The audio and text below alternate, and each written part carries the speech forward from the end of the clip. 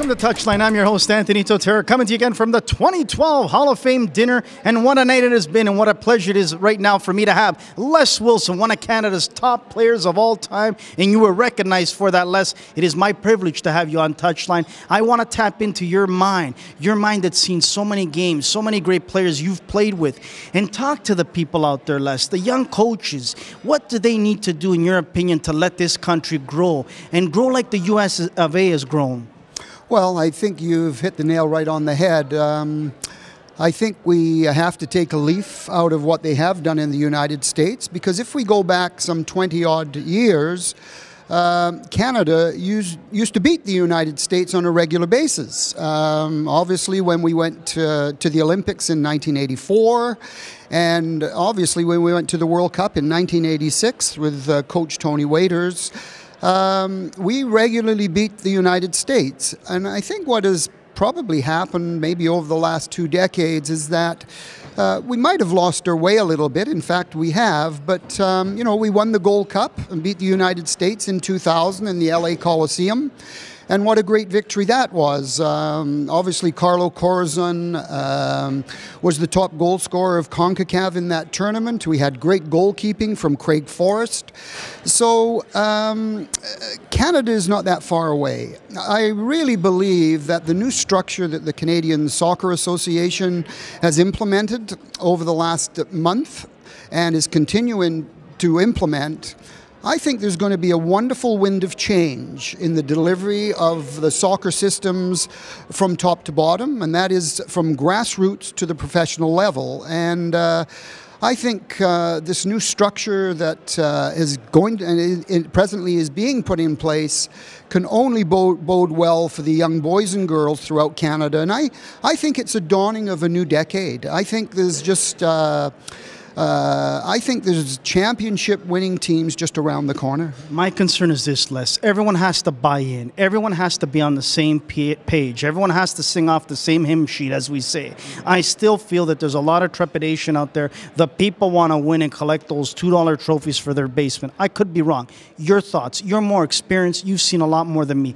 You tell the viewers out there what you think. Well, it's certainly, when it comes to most of the countries in the world, the Brazils, the Argentinian, Spain, England, Italy, you know, we have Enzo Cancina here, who's just won the Italian Cup final, and you know, just a wonderful honor for Enzo being from Toronto. Mm-hmm. He is the only North American assistant coach or coach in the history of global football as a North American to win a European Cup final. So if we just take a look at Enzo, and we've discussed this over the last couple of years since Enzo's been the assistant manager in Naples, and what they do in Italy and what they do throughout the world, it's all about not winning. It's about developing boys and girls to reach their maximum. Bravo. And winning trophies, winning medals, it's nice. We don't want to take that winning attitude away, because Canadians have that. But it's not about winning. It is about giving all the players, both male and female, an opportunity to reach their maximum, and that doesn't come by having winning teams when you're winning 8 or 9-0. There's no victory in that. Les, I also have to feel for the coaches today too. The coaches that are out there put under a ton of pressure, because I was a coach myself. You have to win at all costs, because if you don't win, the sickness in this province that I see, Les, is you lose the better players because they decide to go to a better team because maybe you haven't won every single game. But the coach has the right mentality, is teaching the right things, but he loses players. What's your thoughts on that? Well, I think it's a cultural problem. You know, obviously, we're Canadian Soccer Association celebrating its 100th anniversary this year, but it's nice to win, but believe me, when young boys and girls from 7 years of age up to 14 years of age, it's about development, and it's about taking pride and time to develop the skills of the players. And it's not, in my humble opinion, garnishing all the silverware. Isn't it also about developing the young man or young girl equally with all the other players and not sitting on the bench 3/4 of a game? Do you not agree that all the kids, if they're there to develop, that they should all develop? Maybe some will get a little more time, but all of them should get the proper amount of time to develop. You know, the mums and dads pay the freight. Yep. The mums and dads pay the freight for the Canadian Soccer Association, the provincial associations, and their sons and daughters, I believe, are entitled to play at least 45 minutes of every game. Because, you know, they do pay their fair whack. They do keep Canadian Soccer Association operating. And it's, as I say, it's not about winning. It's getting everybody to love the game, to participate in the game, and have an opportunity to play at least 45 minutes of every game. Well said. Now we have to talk about winning at the national level. World Cup qualifiers coming up. I want to get your opinion just before we let you go. Canada's in a tough situation, I believe. I think too many people are taking some of these countries very lightly. I know that Honduras can play with anyone right now in the world, in my opinion. Panama's gotten better. Cuba's gotten better. We have, you know, our hands full right now with a lot of injuries. In your opinion, from what you've seen, do you think that we have it in us to get to the next level? And very quickly, the other little part is, what do you feel about guys that turn their back on Canada and don't want to come and represent Team Canada, but when their playing careers are done, they're ready here to settle in with their family because it's a beautiful country? Your thoughts? Well, Stephen Hart, when I was the general manager of Soccer Canada, I invited him on board to join us just because he was the technical director of Nova Scotia. And Stephen Hart, you know, he's earned his stripes. He's paid his dues. He's paid the price, you know, coming through the Canadian system. And he's a good man. You're spot on. You cannot take any team in CONCACAF lightly or the Caribbean. And I think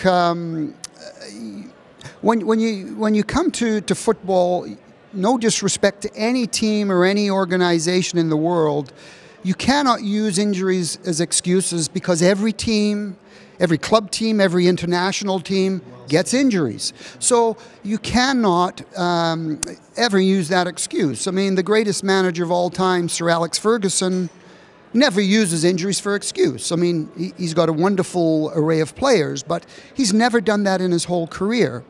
So I like Stephen. I do think it's going to be a very, very difficult road to qualify for the World Cup, but Canada can do it. They need a little bit of lady luck, bit of good fortune, and on any given day, any team can beat anybody. Naples defeated Juventus 2 weeks ago. Yes, sir. Anything can happen. Yes, sir. The ball is round. And the ball is round. And you know what? Like in life, and in football, nothing ever surprises me anymore. And that's what makes it the greatest sport globally. A quick comment on that last point that I brought up about players turning their back on Team Canada. Well, as I say, I was the general manager of Soccer Canada for 19 years, and that should never, ever happen. Never, ever happen, because Canada and Canadian soccer, it's a wonderful country. You should be very, very proud to represent your country at all levels. And yeah, for, you know, Owen Hargreaves, I brought into the system way back when he was 17. And Owen has had a fantastic career. Unfortunately, he's been injury prone. But, you know, when Owen turned his back on Canada and played for England, and let's give him credit, he was probably the World Cup, the 30 games he did play for England, he was probably England's best player. But, you know, when Owen decided to play for England and not Canada, I was a little bit disappointed, but he made that decision. And hey, there's nothing that gives one more proud than to pull on that red jersey for Canada. And we've produced a lot of very good international players who sacrificed so much, believe me.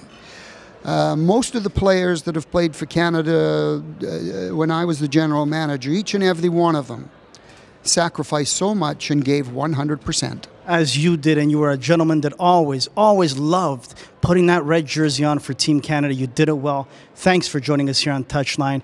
We miss you. We hope to see you back soon, helping out as much as you can, the youth out there in Canada, because we need people like you that really understand the game full circle. Thanks, Les. It's my pleasure. Thank you so much. My pleasure having Les Wilson here on Touchline.